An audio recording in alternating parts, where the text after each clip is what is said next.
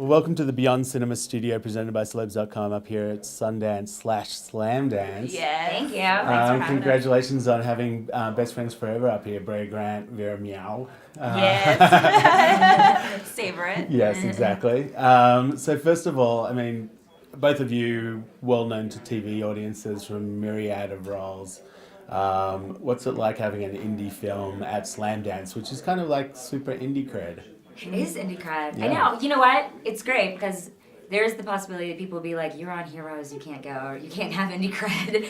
But people have been so supportive. People have been really incredibly nice. I mean, it's a totally different world than obviously walking on some sort of TV set, but it's something we've been working on for a long time that's close to our hearts. Did you guys know each other a long time before this project, or did you come together on it?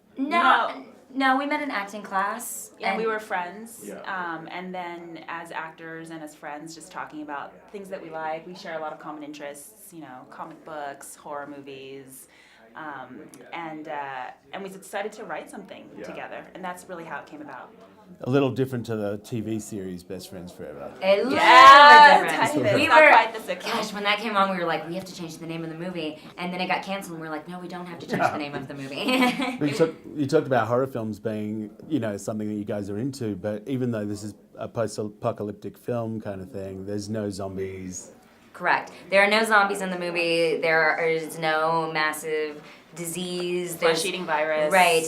People really thought, and I don't know if it was because I've written a zombie comic book or because we just kept saying apocalyptic. People associate that with zombies. Right. But we're really trying to, break the mold that apocalyptic movies are not about zombies. They're about the end of the world. But your car could be a post-apocalyptic car. The car. I would never want to be in the post-apocalypse with a 76 AMC Pacer. Yeah. Because I would go nowhere. I would die. Yeah. We chose a 76 AMC Pacer for the movie, which ended up being a gorgeous set piece, but it didn't work the entire time we were there. Yeah, I kind of feel it has to be like a Pacer, a Pinto, or a Volvo station wagon. Those are the Pacer and the Pinto were rated as Time Magazine's worst cars. Yeah, And we had one, and we had one for a road trip film.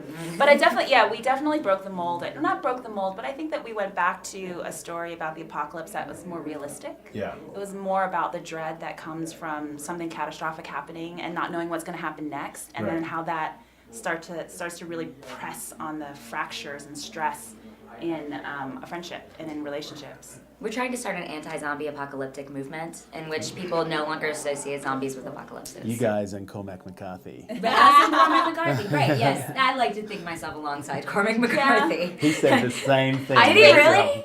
Are you serious? It's like me, that chick from Heroes who was on screen a lot. Well, I also think The Road, Best Friends Forever, Probably totally the same. companion pieces. We're going to package them together in the That's DVD. right, that's right. That would be fun though. You could have the comic book package with the DVD. There we go, you're right. Who did do those illustrations? Was that you? Did you do that stuff? I am not talented enough to draw Yeah. comic book illustrations like that. Ryan Kelly did them, who's an amazing artist. We also have artwork by Fabio Moon that we use for our posters on postcards and things along those lines that people see as well. Yeah, very cool. I totally dig. There was a track at about the hour mark. I think it was called Dreamers or something. Oh yeah, Really so cool good. song. We- But then, yeah. your whole movie's like populated with like these little tracks. Amazing from, songs, Is yeah. that Friends and Favors, or is that? No, we did this awesome thing where we hired a music supervisor out of Austin, Texas, and because we shot in Texas, we wanted to have a lot of Austin and Texas bands on the soundtrack. So the majority of the bands are from Texas. We have a few of our friends' bands like Chantal Claret and a couple other people who I'm friends with or Vera's friends with. Hot Tub is another one. But then a lot of the bands, the song you're talking about in particular is by Them Terribles, and it's an Austin-based band. Right. And we just happened to luck out and have like the most amazing Music supervisor. Music supervisor. Who just knew what she was doing. Yeah, Lauren obviously. Boucherie. Obviously, Texas has a really cool film scene as well.